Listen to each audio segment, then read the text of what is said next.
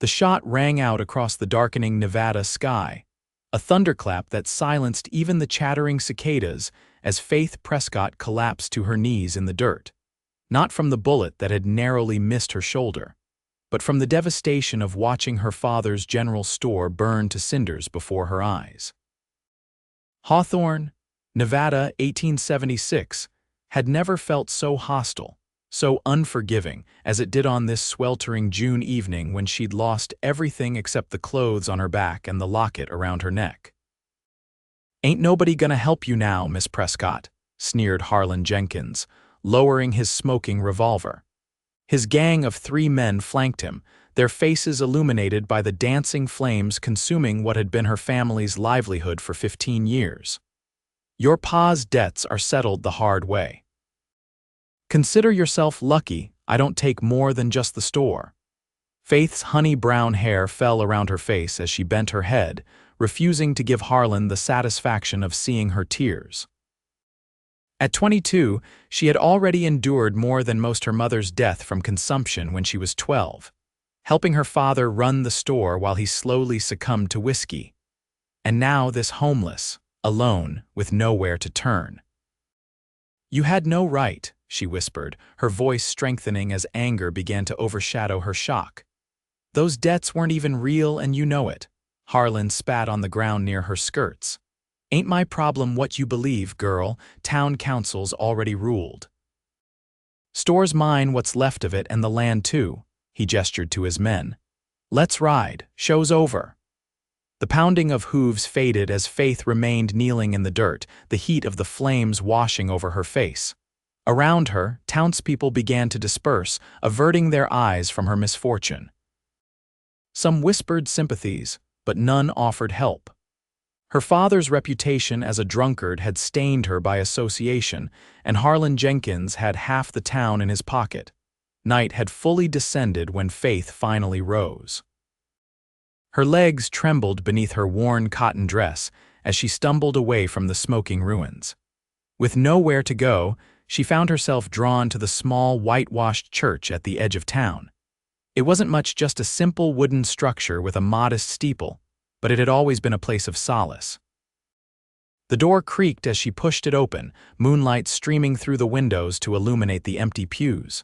Faith moved down the center aisle, her footsteps echoing in the silence until she reached the altar. There, she sank to her knees once more, but this time in prayer. "Please," she whispered, clasping her hands so tightly her knuckles whitened. "I need a miracle, just one miracle to survive this. I've lost everything, my mother, my father, our store. I have nothing left." Her voice broke. "Show me a way forward or I don't know how I'll go on." Lost in her desperate pleas, Faith didn't hear the church door open again, didn't notice the tall figure silhouetted against the night sky, didn't sense his presence until a deep voice cut through her prayers. "Maybe I'm the answer you've been waiting for." Faith gasped, spinning around to face the intruder. Backlit by the moonlight, she could make out little more than his imposing frame, broad-shouldered and lean-hipped, with a cowboy hat pulled low over his face. "Who are you?" she demanded, hastily wiping away her tears. "This is a house of God. You shouldn't be sneaking up on people." The stranger stepped forward, the floorboards creaking beneath his boots.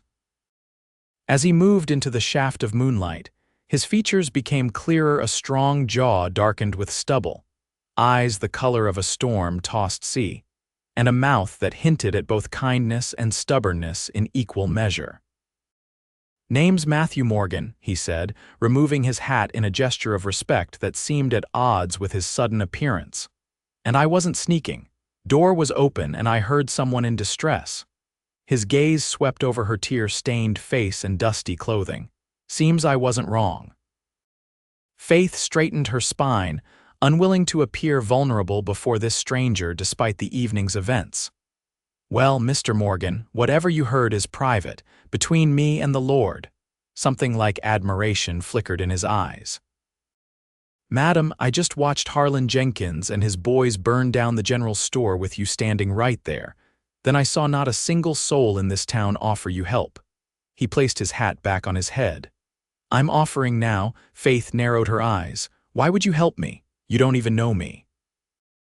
"I know enough," Matthew replied. "I know Jenkins is a snake who's been squeezing folks dry all over the territory. I know he had no right to what he took from you tonight, and I know I've been looking for a reason to put that man in his place for a long while." "And what exactly are you proposing, Mr. Morgan?" Faith asked, her voice laced with skepticism despite the small flare of hope his words ignited. "For tonight, a safe place to sleep. My sister owns the boarding house on Elm Street. She'll give you a room, no questions asked." He paused. "After that, well, I've got some ideas about making Jenkins regret the day he crossed your path." Faith studied him, trying to discern his true intentions. Men offering help to women in distress often wanted something in return. But there was something in Matthew Morgan's steady gaze that suggested different motives. "Why should I trust you?" she asked plainly, a half-smile lifted one corner of his mouth. "You shouldn't, not yet, trust is earned." He extended his hand. "But you need help, Miss Prescott." "Faith Prescott?" "Miss Prescott. And I'm offering it with no strings attached. You can take it or leave it, but I reckon even the Lord above would understand if you chose practical help over another night of prayers." Faith hesitated only a moment longer before placing her hand in his. His palm was rough with calluses, but his grip was gentle. "I accept your help for tonight, Mr. Morgan, but I make no promises beyond that." "Fair enough," he nodded, releasing her hand. "And you can call me Matthew. Mr. Morgan was my father, and I'm nothing like him." For the first time that evening, Faith felt something other than despair. It wasn't quite hope yet, but perhaps its distant cousin. "Then you must call me Faith." Matthew led her out of the church and into the cool desert night. His horse, a magnificent black stallion, waited patiently outside. Faith faltered at the sight of it. "Don't worry," Matthew said, noting her hesitation. "Diablo looks mean, but he's gentle as a lamb once he knows you." "It's not that," Faith admitted. "I've just never ridden a horse this size before." Matthew's expression softened. "Well then, Miss Faith, consider this the first of many new experiences." He cupped his hands to give her a boost. "I promise I won't let you fall." As Faith settled behind him on the saddle, her arms tentatively encircling his waist, she couldn't help but wonder if this stranger, this cowboy who had found her at her lowest moment, might indeed be the answer to her desperate prayers. Or if, like so many things in her life, he would prove to be just another disappointment. The boarding house sat on a quiet corner of Elm Street, its weathered clapboard facade somehow more welcoming than imposing in the moonlight. Matthew helped Faith dismount, his hands strong and steady at her waist, lingering no longer than propriety allowed. "My sister Maggie runs this place," he explained, leading Faith up the porch steps. "She's got a sharp tongue but a good heart. Don't let her intimidate you." Before Matthew could knock, the door swung open to reveal a woman with the same storm-gray eyes as her brother, though her hair was a shade darker than his chestnut brown. She wore a simple blue dress, her sleeves rolled up to her elbows, and her expression shifted from annoyance to curiosity as she took in Faith's disheveled appearance. "Matthew Morgan, it's nearly midnight," she scolded, though there was no real heat in her tone. "And you've brought company." Her gaze softened as it settled on Faith. "You poor thing, you look like you've been through hell itself." "Maggie, this is Faith Prescott," Matthew said. "Jenkins burned down her father's store tonight, left her with nowhere to go." Understanding dawned in Maggie's eyes. "Jenkins?" She spat the name like a curse. "That man's a plague on this town." She opened the door wider. "Come in, Miss Prescott. I've got a room ready and some hot water for washing up." Faith stepped into the warmth of the boarding house, suddenly aware of how exhausted she truly was. "I can't pay you," she admitted, her cheeks flushing with shame. "Not yet, anyway." Maggie waved away her concern. "Any enemy of Harlan Jenkins is welcome under my roof. Besides," she shot her brother a knowing look, "Matthew never brings strays home unless they're worth saving." "I'm not a stray," Faith protested weakly. "Of course you're not, dear," Maggie agreed, though her tone suggested otherwise. "Now come along, you need rest." Matthew remained by the door. "I'll be back in the morning," he told Faith. We can talk more then about what comes next." Faith nodded, suddenly reluctant to see him leave. "Thank you, Matthew, for everything." Something flickered in his eyes, something warm and unexpected. "Get some rest, Faith. Tomorrow's a new day." After he'd gone, Maggie led Faith upstairs to a small but clean room with a narrow bed and a washstand already filled with steaming water. "There's a nightgown on the bed that should fit you well enough," Maggie said. "It belonged to our youngest sister before she married and moved to California." "You're very kind," Faith murmured, overwhelmed by the simple comforts after the day's trauma. Maggie's expression turned serious. "My brother doesn't involve himself in other people's troubles lightly, Miss Prescott. If he's taken an interest in your situation, there's something special about you." She moved toward the door. "Or perhaps he just sees in you something worth fighting for." Before Faith could respond, Maggie had closed the door, leaving her alone with her thoughts. Faith sank onto the edge of the bed, finally allowing the day's events to crash over her. Tears came then, silent, exhausted tears that left tracks in the soot still smudging her cheeks. When she'd cried herself empty, Faith washed her face and changed into the borrowed nightgown. As she slipped between the cool sheets, her mind returned to the moment in the church when Matthew Morgan had appeared like some avenging angel. "Maybe I'm the answer you've been waiting for," he had said. Was it possible? Could this stranger with the kind eyes and determined jaw be the miracle she'd prayed for? Faith wasn't sure what to believe anymore, but as sleep claimed her, one thought remained. For the first time since watching her store burn, she felt something like hope stirring in her heart. Morning came with the gentle knock of Maggie Morgan at her door, bringing with it a simple dress that was only slightly too large and news that breakfast awaited downstairs. Faith dressed quickly, grateful for the clean clothing and the promise of food, her stomach reminding her that she hadn't eaten since noon the previous day. The boarding house dining room was empty save for Matthew, who sat at a table by the window, a cup of coffee in his hand. He rose when she entered, his eyes taking in her appearance with an approving nod. "You look better," he said by way of greeting. "Sleep well." "Better than I expected to," Faith admitted, taking the seat he pulled out for her. "Your sister has been very kind." "Maggie has a soft spot for people in trouble," Matthew replied as a plump woman emerged from the kitchen carrying a tray laden with eggs, bacon, and biscuits. "Mrs. Finch, this is Miss Prescott. She'll be staying with us for a while." The cook gave Faith a sympathetic smile. "Heard about what happened, miss? That Jenkins is a snake in the grass if ever there was one." She set down the tray. "Eat up now, can't fight back on an empty stomach." Faith's eyes widened at the generous portions. "Thank you, but I couldn't possibly." "You can and you will," Maggie declared, entering the room with a pot of coffee. She filled Faith's cup. "Matthew's been telling me his plans and you'll need your strength." "Plans?" Faith looked to Matthew questioningly. He waited until Mrs. Finch had returned to the kitchen before leaning forward. "Jenkins didn't just take your store, Faith. He took your future. I aim to help you get it back." Faith set down her fork. "That's impossible. The store is gone, burned to the ground." "And even if it wasn't, the town council ruled that the property belongs to him now because of my father's supposed debts." "Nothing's impossible," Matthew countered, "just difficult." His expression grew serious. "I've been watching Jenkins for months. He's been buying up properties all over the county, forcing people out, burning them down if they resist. But he's not as clever as he thinks." "What do you mean?"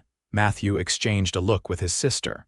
"Jenkins keeps records, detailed ones, of all his dealings, legitimate and otherwise. I believe those records would prove he forged the debts against your father." Faith's pulse quickened. "And where would he keep such records?" "In his office at the saloon," Maggie supplied. "In a safe behind that garish portrait of himself. You've seen these records?" Faith asked, hope rising despite her efforts to quell it. Matthew shook his head. "No, but I know they exist. Jenkins has a reputation for keeping meticulous accounts of his schemes. It's how he keeps track of who owes him what." "And you think we can just—" "What?" "Walk into his office and take them?" Faith couldn't keep the skepticism from her voice. Not exactly. Matthew's mouth curved into a smile that promised both danger and excitement. But I have a plan. First, though, I need to know if you're willing to take the risk. Jenkins is dangerous, and crossing him means putting yourself in harm's way. Faith considered his words. She had already lost everything: her parents, her home, her livelihood. What more could Jenkins take from her? I have nothing left to lose, she said finally. But why are you doing this? Why risk yourself for me? Something flickered in Matthew's eyes, an emotion Faith couldn't quite identify. Let's just say I have my reasons for wanting to see Jenkins brought down. That's not an answer, Faith pressed. Matthew sighed, setting down his coffee cup. 4 years ago, Jenkins drove my family off our ranch outside Carson City. My father refused to sell, so Jenkins poisoned our water supply, killed our cattle. When that didn't work, his men attacked in the night, burned our barn with my father inside. Faith gasped. Matthew, I'm so sorry. His jaw tightened. Sheriff ruled it an accident. No witnesses except me and Maggie, and our word wasn't enough against Jenkins' money and influence. We lost everything: the ranch, our livelihood, our father. So this is about revenge, Faith said softly, understanding blooming. Justice, Matthew corrected. I've been tracking Jenkins ever since, gathering evidence, looking for a way to bring him down legally. When I saw what he did to you last night, I knew it was time to act. Faith studied him, seeing beyond the handsome face to the pain and determination that drove him. Then I'm in, she declared. Whatever your plan is, I'll help. Matthew's smile this time was genuine, transforming his face and sending an unexpected flutter through Faith's chest. Good. We start today. The plan, as Matthew outlined it over breakfast, was both simple and audacious. Jenkins spent every Sunday afternoon playing poker at the Silver Dollar Saloon with the town's other influential men, including the sheriff and the judge. While he was occupied, Matthew and Faith would slip into his office to search for the records.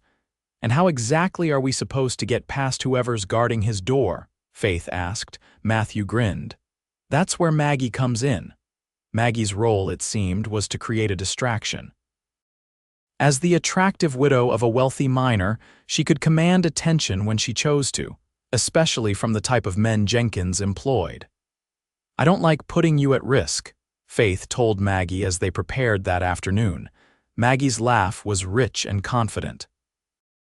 Honey, I've been handling men like Jenkins' thugs since I was 16. Trust me, they won't know what hit them.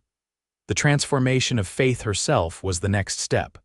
Gone was the shopkeeper's daughter in her modest dress, replaced by a woman few in Hawthorne would recognize. Maggie had lent her a gown of deep burgundy satin, cut lower than anything Faith had ever worn, with her hair styled in loose waves falling over one shoulder. The key, Maggie instructed, applying a touch of rouge to Faith's cheeks, is to be someone else entirely. Someone who belongs in a place like the Silver Dollar, someone with nothing to hide and everything to offer. Faith hardly recognized herself in the mirror. I look beautiful, Matthew finished from the doorway, his voice rougher than usual. Faith turned to find him staring at her with an intensity that sent heat climbing up her neck. Matthew himself had transformed as well, trading his trail-worn clothing for a dark suit and crisp white shirt that emphasized the breadth of his shoulders. He'd trimmed his stubble and slicked back his hair, looking every inch the successful gambler. Ready, he asked, offering his arm. Faith took a deep breath and nodded. As I'll ever be. The Silver Dollar Saloon was the largest building in Hawthorne, a 2-story structure with ornate facade and gleaming windows that belied the corruption within. Faith hesitated at the entrance, suddenly doubting their plan. Second thoughts, Matthew murmured, his breath warm against her ear. Just wondering if we're being foolish, she admitted, if Jenkins catches us. He won't, Matthew assured her. Remember, you're not Faith Prescott today, you're Fiona Palmer, a widow from San Francisco looking for investment opportunities. Faith nodded, straightening her spine and adopting the confident posture Maggie had taught her. And you're my financial advisor. Precisely. Matthew placed his hand at the small of her back, guiding her through the bat wing doors and into the smoky interior. The saloon was crowded despite the early hour, filled with miners, cowboys, and townspeople seeking escape from the monotony of frontier life. Piano music competed with raucous laughter and the clink of glasses. Faith kept her gaze forward, ignoring the appreciative looks sent her way. Matthew led her to the bar, ordering whiskey for himself and sherry for her. "Jenkins is at his usual table," he murmured, indicating with a subtle nod the corner where 4 men sat playing cards. Faith recognized the man from the previous night, his portly figure draped in an expensive suit, a gold watch chain stretched across his vest. "The office is upstairs, second door on the right," Matthew continued. "We need to wait for Maggie's signal." They didn't wait long. Maggie Morgan swept into the saloon like a queen into her court, dressed in midnight blue silk that emphasized her figure and wearing enough jewelry to catch every eye in the room. She moved directly to the bar, ordering champagne in a voice pitched to Carrie. "Is this really the best establishment Hawthorne has to offer?" she asked loudly, her tone dismissive. "In Virginia City, the saloons at least have proper crystal," the bartender bristled. "Madam, the Silver Dollar is the finest saloon this side of Carson City." "Is that so?"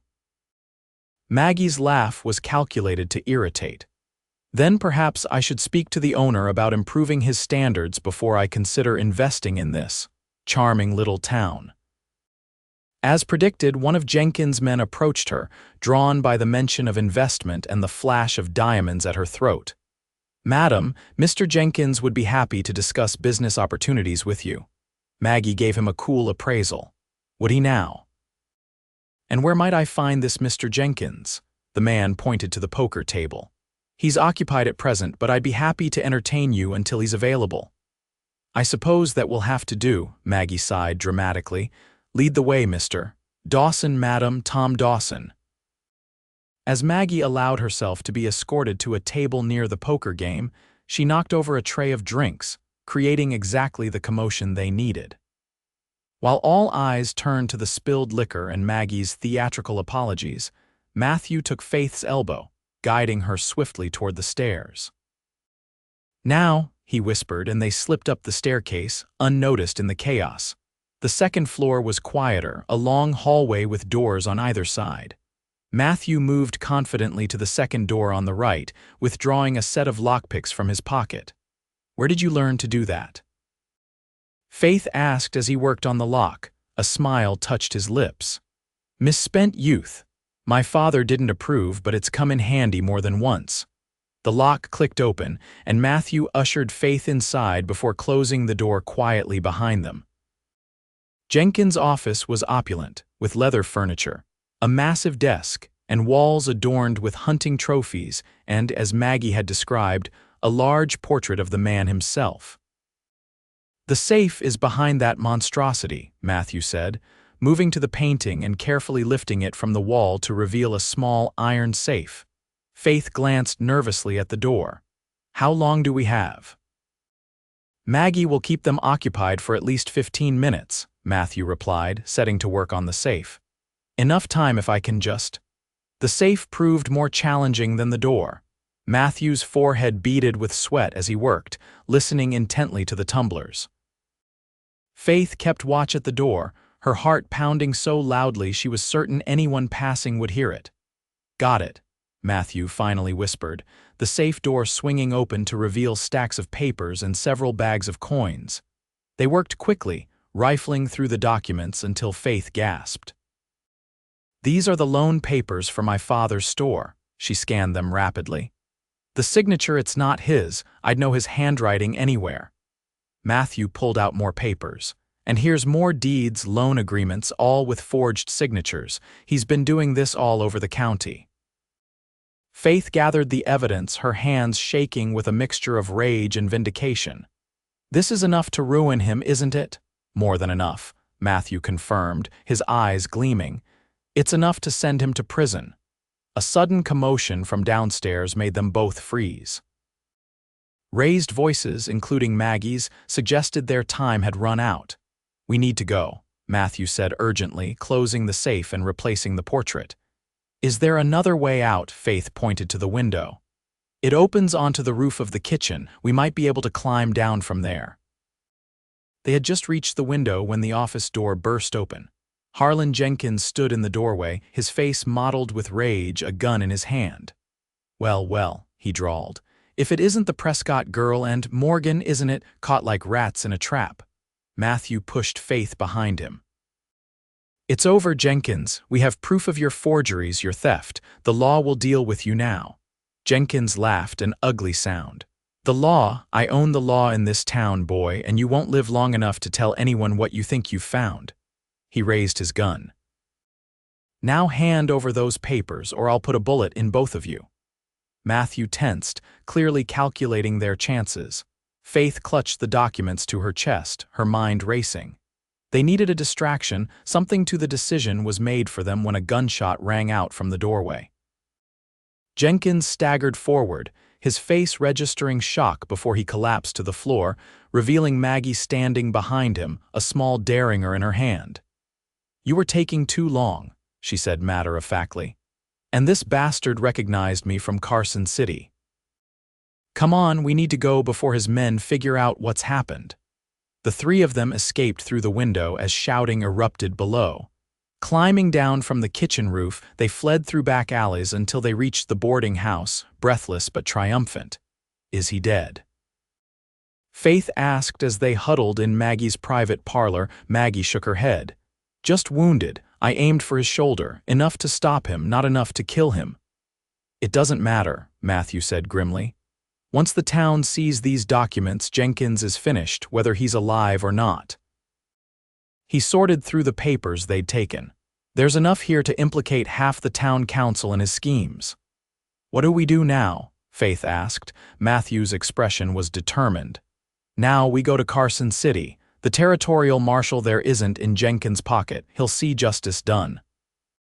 The journey to Carson City took 2 days of looking over their shoulders, sleeping in shifts and growing increasingly aware of each other in ways that had nothing to do with their shared mission.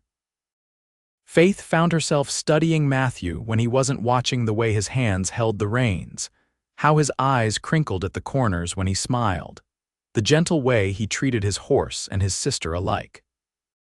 He was unlike any man she'd known, combining strength with a kind of thoughtful consideration she hadn't expected. For his part, Matthew seemed equally aware of her, his gaze lingering when he thought she wouldn't notice, his hand steadying her when the trail grew rough, always respectful yet increasingly tender. They arrived in Carson City late on the second day, the territorial marshal's office their first stop. Marshal Frank Donovan was a grizzled veteran of the frontier, his weathered face expressing first skepticism, then growing outrage as they presented their evidence and told their stories. I've heard rumors about Jenkins for years, he said, examining the forged documents, but he's always been careful to cover his tracks until now. He looked up at them. You three took an almighty risk confronting him like that. We had no choice, Faith said quietly. He took everything from us. Well, he won't be taking anything from anyone else, Donovan declared. I'll send deputies to Hawthorne tonight to arrest him and his associates. He studied the three of them. You should stay in Carson City until this is settled. Jenkins has friends, and they won't take kindly to you bringing him down. They found rooms at a hotel near the marshal's office, Maggie insisting on her own room to give you two some privacy to talk. She'd added with a meaningful look at her brother that made Faith blush. That evening, Faith stood on the small balcony of her room, watching the sunset paint the distant mountains in shades of gold and purple. The door connecting her room to Matthew's opened softly, and he stepped out to join her. Beautiful, isn't it? He said, nodding toward the view. It is, Faith agreed. I've never seen mountains like these before. I grew up in their shadow, Matthew told her. Our ranch was just beyond that ridge there. He pointed to a distant peak. Sometimes I still dream of going back. Will you, now that Jenkins will face justice? Matthew's gaze turned to her, something warm and questioning in its depths. That depends. On what? On you, he said simply, Faith's breath caught.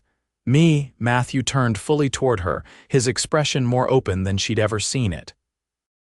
Faith, when I found you in that church praying for a miracle, I had no idea that you might become mine. What are you saying, Matthew? He took her hand, his touch sending warmth spiraling through her. I'm saying that in helping you find justice, I found something I wasn't looking for. Something I thought I'd never find after losing so much. And what's that? Faith whispered, though her heart already knew the answer. Hope, Matthew said softly. A reason to build something new instead of just seeking vengeance for what was lost. His fingers tightened around hers. I don't expect you to feel the same way. We've known each other only days. But I want you to know that whatever happens with Jenkins, whatever you decide to do next, I'd like to be part of it if you'll have me. Faith looked into his eyes, seeing the truth of his words written there. In this man, this cowboy who had found her at her lowest moment, she had indeed found the answer to her prayers. Not just a savior, but a partner, someone who understood loss and redemption as she did. Maybe we were both looking for miracles, she said, moving closer to him. And maybe we found them in each other. Matthew's smile was like the breaking of dawn. Is that a yes? It's a beginning, Faith replied, rising on her toes to press her lips gently to his. The kiss was tender, a promise rather than a passion, but it sealed something between them that both recognized as precious and rare. When they parted, Matthew kept her close, their foreheads touching. A beginning, he agreed. The best kind. The territorial marshal was as good as his word. Deputies rode to Hawthorne that night and returned 3 days later with Harlan Jenkins and 2 of his closest associates in custody. The evidence against them was irrefutable, and the trial was swift. Jenkins was sentenced to 15 years in the territorial prison for fraud, forgery, arson, and attempted murder. More significant for Faith was the judge's ruling that all properties obtained through Jenkins' fraudulent schemes be returned to their rightful owners, or in cases where that wasn't possible, that fair compensation be paid from Jenkins' considerable assets. It won't bring back your father's store, Marshal Donovan told Faith after the verdict was announced, but it's enough to give you a fresh start wherever you choose.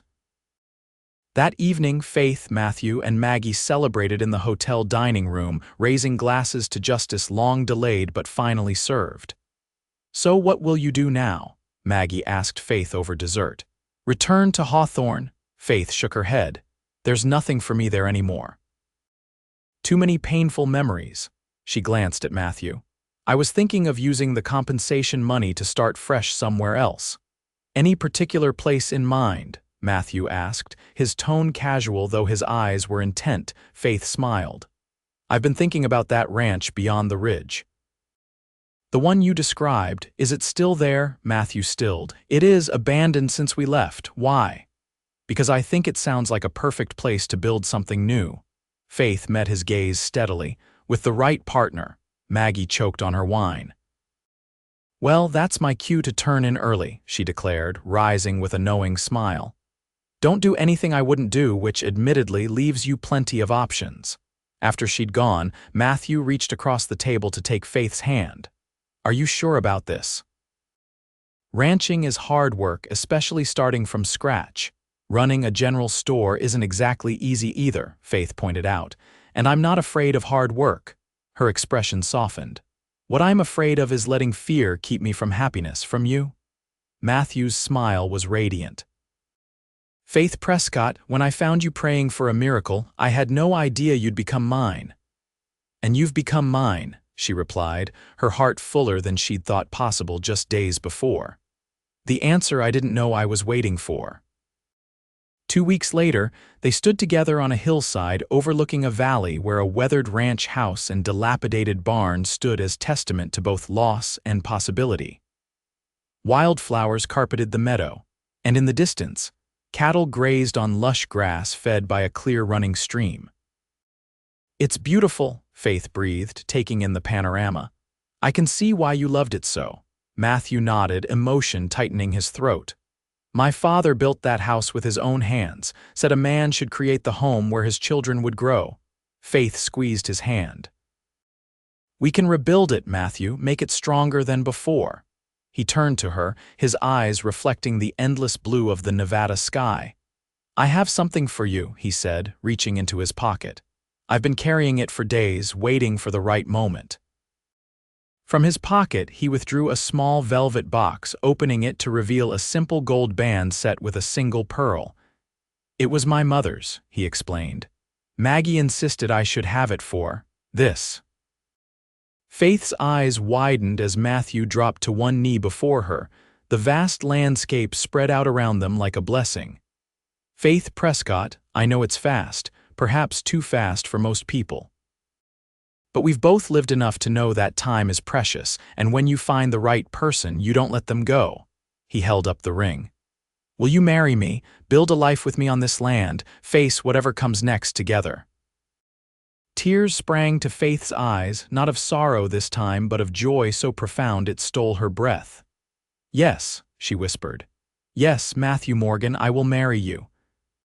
He slipped the ring onto her finger, then rose to take her in his arms, sealing their promise with a kiss that spoke of passion and tenderness in equal measure. When they parted, Faith laughed, a sound of pure happiness. What is it? Matthew asked, smiling at her joy. Just thinking that when I knelt in that church and prayed for a miracle, I never imagined it would arrive wearing a cowboy hat and carrying a gun. Matthew chuckled. The Lord works in mysterious ways, they say. Indeed he does, Faith agreed, looking out over what would soon be their home, their future. Indeed he does. They were married 2 months later in a small ceremony on their ranch, with Maggie standing as Faith's attendant and Marshall Donovan as Matthew's best man. The house wasn't fully restored yet, but they'd made enough progress to host their few guests for a simple celebration.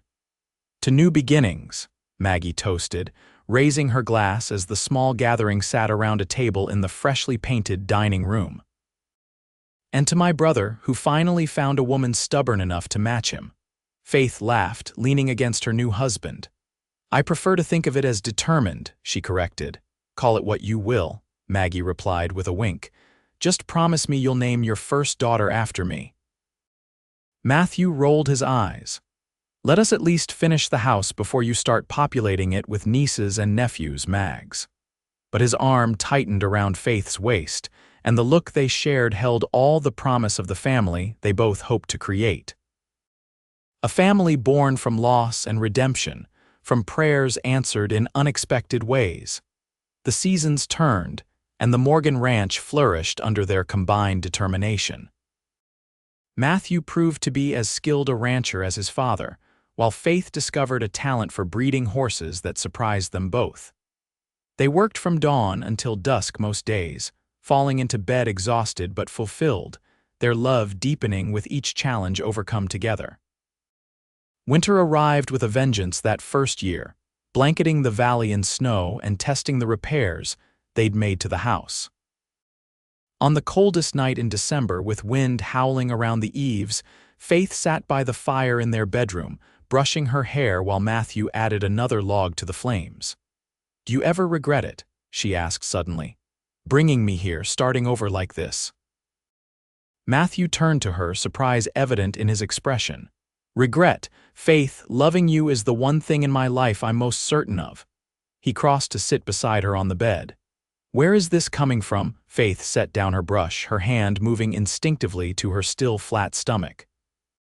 I was just thinking about how much our lives have changed in less than a year, how much more they're about to change. Matthew went very still. Faith, are you saying? A smile bloomed on her face. Yes, come spring, there will be 3 of us on this ranch.